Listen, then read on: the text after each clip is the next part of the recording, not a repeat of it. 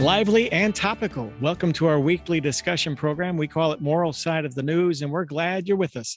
I'm John Blinn with the WHAS Crusade for Children. With us, as always, is a distinguished panel this week. Dr. Marion Taylor, South Frankfort Presbyterian Church.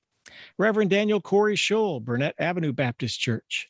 Rabbi Stan Miles, Louisville Melton School. And Father John Stoltz, St. Aloysius Catholic Church. Our first topic: Facebook made huge headlines this week, and not in a flattering light. Frances Haugen is the former Facebook employee turned whistleblower who told her story in front of lawmakers. Haugen calls Facebook a danger to children and democracy. She told lawmakers about documentation that shows the company and CEO Mark Zuckerberg intentionally ignored proof of its potentially harmful impact on users. To quote her, she said, "There is a pattern of behavior that I saw at Facebook choosing to prioritize its profits over people." End of quote. We turn to our panel on Moral Side of the News, and let's get your reaction to the testimony from Frances Haugen. I wasn't surprised at all, and I applaud her guts. This is one courageous lady. And because of her candor, her life will be turned around, and I fear not for the good. I'm not a big fan of Facebook. I mean, it's kind of nice to see pictures of one's grandchildren, but as far as I'm concerned, it stops there for me. First of all, I don't want to have to judge who is my friend and who isn't my friend. And secondly, I fear it because I see a total destruction of privacy in our lives. So many times I've heard of people who were like visiting Walt Disney World, and you saw a picture of them in front of Cinderella's castle, and they're having such a great time. And then they get home only to find that their house has been totally and completely ripped off. Why? Because they were having a good time in Cinderella's castle. And absolutely the immediate world knew that they were having a good time in front of Cinderella's castle. So they could just go in and rob them. I believe in communication, but I just think there are so many inherent flaws in the Facebook system. And perhaps with the findings of this whistleblower, these will begin to be corrected. I guess I should probably worry more about those issues than you do, than I do. And thanks for pointing that out. For me, a lot of the story has to do with misaligned incentives. That was the key sentence for me. No, she said, no one at Facebook is malevolent, but the incentives are misaligned. What I think she means is that to get more users and therefore make more money, they're catering to human emotions. And the one that seems to work best is anger. So it's built in to reinforce strong feelings, especially the negative ones. And we have to take responsibility for how we incentivize human behavior. I recently had an experience of that with a young couple that wants to get married. And they were taking no responsibility for the fact that they were the incentive to draw a couple of hundred people out into a room. I thought they should take some responsibility for safety for those people. And they just thought, well, each to their own, they can take care of themselves. So I do think there's a question of moral responsibility here. Facebook needs to take ownership of the kind of incentives that they've built into their system. And it's particularly chilling when you look at some of the subgroups that they talk about, like teenage girls and their body images, but also this civic integrity unit the fact that it existed during the last part of the campaign and the election itself shows me that Facebook knows how to mitigate some of these things. And the fact that they shut it down prematurely, well before the January 6th travesty, makes me, wonder how committed they really are to cleaning up their incentive systems. I really think that Facebook needs to return to what it originally was. I was a part of the generation that Facebook was designed for. And I'm old enough to remember when Facebook was only for college students. And it was for college students who wanted to see who the pretty girls were at your college and at other colleges in your city. This is what Facebook was for. And then our parents got on Facebook and our grandparents got on Facebook and all types of other entities got on Facebook. And they removed our beloved college social media platform and made it something terrible. And it must be regulated. It must be democratized. It must be broken up. One of the issues with the outage that happened on Monday is it shined a spotlight on how so much of the world is totally dependent, not only on Facebook, but on WhatsApp and on other social media platforms. And in the absence of those platforms, families are not able to communicate. There has been sort of a domination of communication, as it were. And so I'm really happy that this whistleblower has come out and has stated her truth and what she has discovered while working for the Facebook company. But I think lawmakers need to move a little bit further. We need to make social media and all of the requisite social media platforms that Facebook has kind of bought, like Instagram and WhatsApp. We need to find a way to break these up. You cannot have one company that really that really drives and controls conversation globally, that drives social communication globally. It's very, very dangerous. And I don't know that we can trust any human being or any company to solely manage themselves with that type of power. I think Mark Zuckerberg, he stumbled upon something that was brilliant and that certainly has been a lifesaver for many people. As Rabbi Miles stated, you're able to see grandchildren, you're able to see friends and keep in contact with people. But I think that we've got to be real honest that these sites have now been misused in order to cause mass chaos. The misinformation and the disinformation that is so prevalent in our society is being housed on those platforms. And as a consequence, we need to begin to regulate them. We need to begin to break some of this up in order to have a safer world. Some of the claims of this whistleblower tell about a larger story that we've seen and commented on in our culture and society over these past few or several, even more years. A story about the anger that takes place in society, how people become angry encountering media, how anger, I think anger is one emotion that can, when you see anger, it can make you angry itself. I mean, that the emotion kind of does that. And along with that, what happened, I think also there's this priority of this emotion of anger over the truthfulness of facts, of factual information. And then when that happens with any kind of media platform, I think, then there, lots of misinformation happens, lots of anger happens. Anger becomes the motive for action, instead of factual information and sort of sitting back and taking a more reflective view on what's happening.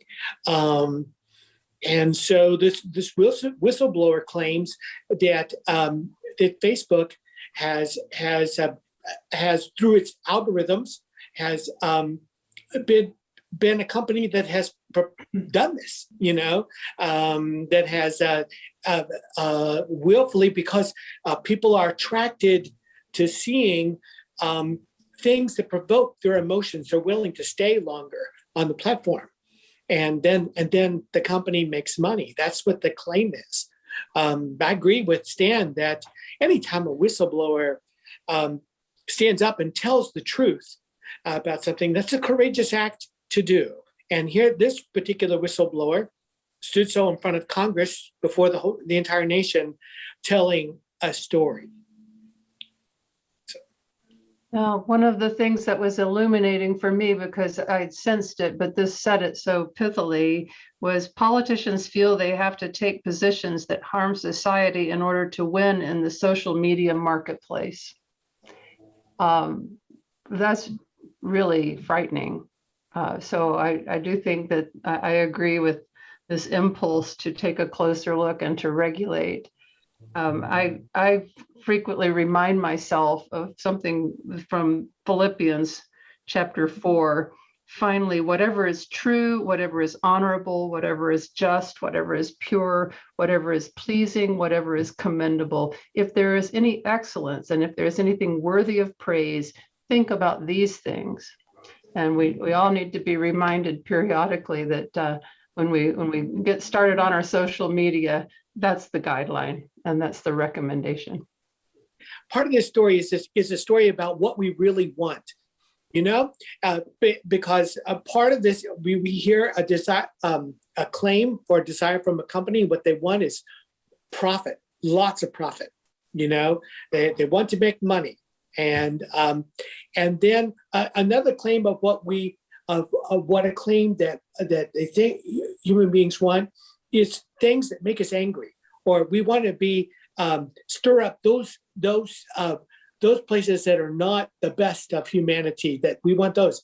And then there's a counterclaim though that says really what we want, if we step back and thought about it, are what Marion just claimed in the letter to the Philippians, the sense of justice, of truth, and of goodness. I'm not quoting it directly, but the sense of those good things about our world and the world around us. Honestly, if we step back and look, it is really those things. Someone could call it the really good life. That's really what we want, But we put on this facade. Companies will do it too. That what we want is lots of profit. We need to make money. We need to, and others say we want these other kinds of things that are really not good. And those really aren't the things that we want. I think it's a difference between want and crave. I think that if you would ask people, take a survey, do you want the types of things that come out on social media? I don't think you would get all that many people who would say, yeah, I want that. Because what we're talking about here in so many cases goes back to Joseph Goebbels in the 1930s in Nazi Germany. It's the promulgation of the big lie electronically. And if you would ask someone, do they want that? They're not going to say yes. But do they crave it? Is it something that they can't take their eyes off of? Sadly, yes. And that's the problem. It is the wild, wild west, an open marketplace. Anything goes. Do you all anticipate change? Do you anticipate regulation as we move forward? I think we're going to I think we'll have, yes, a series of congressional hearings, and they too will be entertaining. But I don't know what the outcome is, because the beast at this point is so huge and so well fed. So I honestly don't know what the outcome is going to be. All right, panel, we'll move on to our second topic here on Moral Side of the News. You're listening and watching our program this week. Kentucky Governor Andy Beshear faced many COVID-related decisions this past year, and one of them is in the headlines this week. The governor commuted the sentences of roughly 1,700 state inmates last year. Now, the Kentucky Administrative Office of the Courts reports that nearly 1/3 of those inmates given early release were subsequently charged with a felony after their release. The goal of the commuted sentences was to mitigate the spread of COVID-19 at the time when there was no vaccine and personal protective equipment was scant.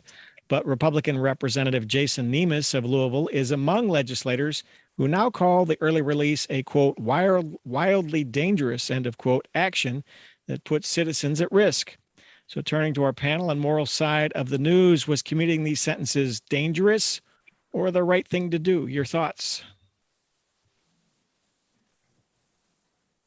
I think we have to look at the choices that the governor had as it related to keeping inmates safe in the context of COVID-19. Prisons were overcrowded, and we talk about criminal justice reform. We talk about the prison industrial complex system, and we talk about treating all people as human beings. I think he did that. It is not, and many of these people, remember, were within months of being released anyhow.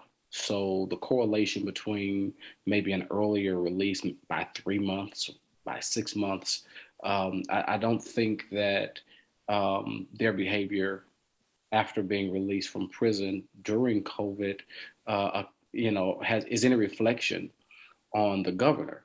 It is a reflection first on those individuals, but secondly on our society, who continues to sort of exclude felons from participating freely in society after they have paid their debt to society. And then you think about those persons being released into society in the context of COVID-19. So they already have limited options. There are limited possibilities for employment and for making a life post-release from prison. Well, that's a recipe for recidivism. That's a recipe for criminality. So I don't think any of this is a reflection on Governor Beshear. I think it is a reflection on our society and the unforgiving nature that our society reflects as it relates to people who have been involved in the penal system. Corey, I agree with everything you said. I'm just wondering, both on a level of the Commonwealth and a national level, does our criminal justice system and our prisons, does it prepare the inmates to rejoin society once their term is finished? No, I think that's the issue. And over the last 25 years, we have seen laws that have been put on the books designed to take out educational programs in prison. There was a time where inmates could get their education, where they could, receive some type of skill, some type of training.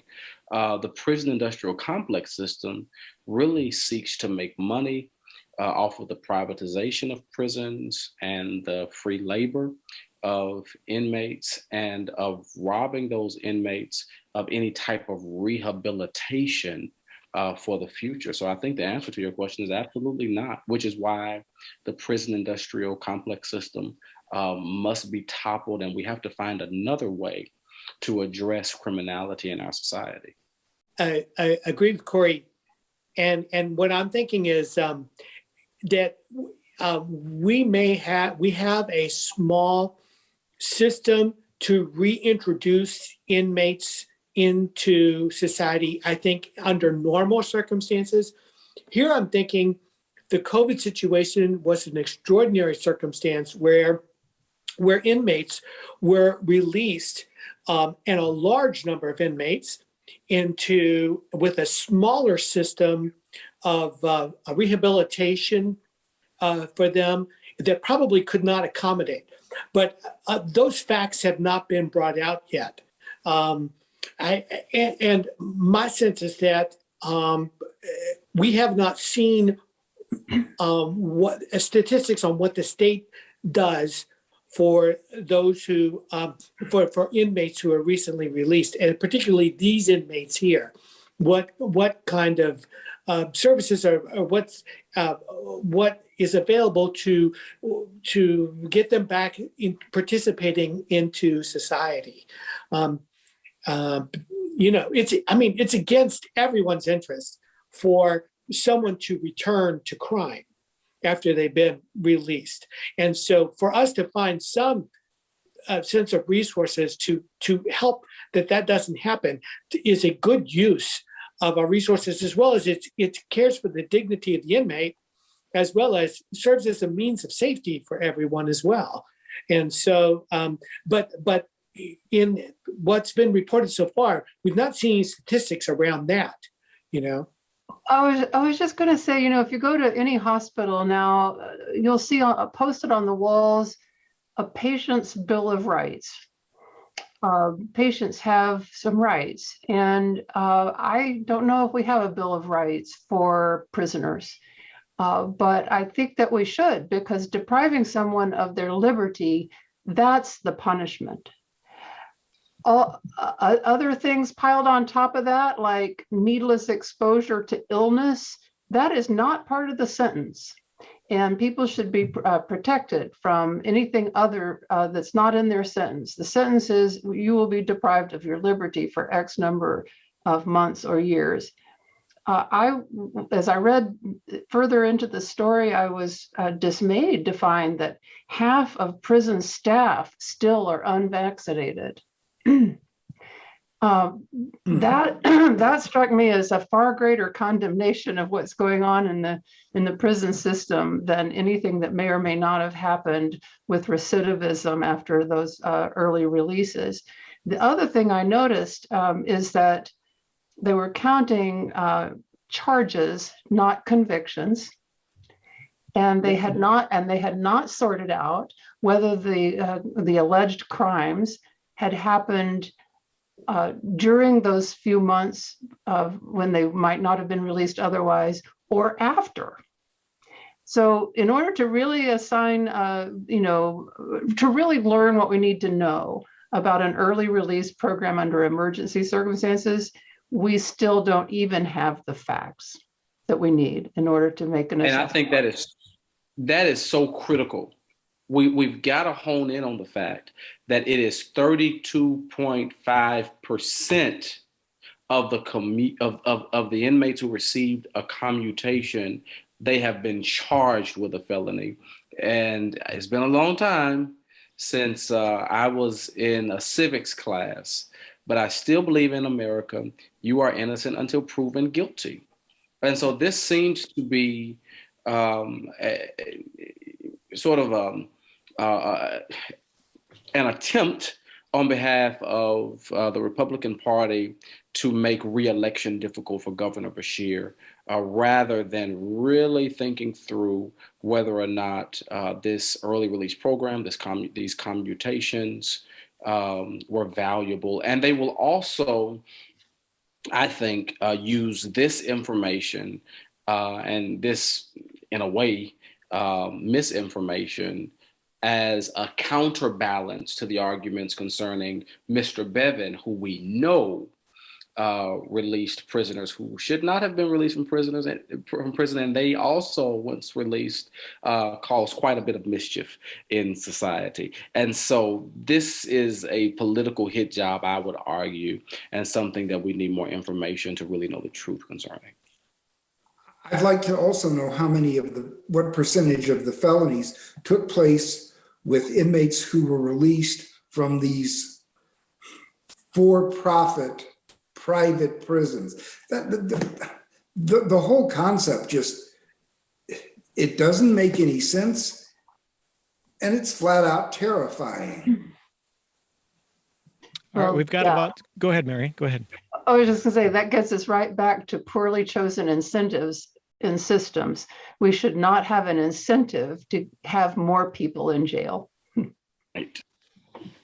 All right, panel, we've got about 3 minutes left in our program. I just want to hit on this last topic. Governor Beshear and top executives from Ford met at the Capitol last week to announce a $5.8 billion, 5,000 job battery manufacturing park in Hardin County. Ford expects to sell at least 40% of its vehicles will be electric by 2030. Beshear says it's the biggest project of its type in Kentucky's history. So, panel, quickly, is this a gamble? Is America ready to go electric? And more close to home, are you ready to go all electric? Your thoughts on this? Hooray. It's great news. It's wonderful. Oh. Am I ready to go electric? Sure. When there are the number of charging stations commensurate with where I want to go. We have some friends who have had electric cars for years. Only recently are they able to drive from Louisville to visit their children and grandchildren in St. Louis, because finally there are enough charging stations to make it back and forth from Louisville to St. Louis. Yeah, I mean, I'm ready to, and with that one caveat, this all does really sound like good news. And if it can help us with carbon emissions in some significant way, then hallelujah.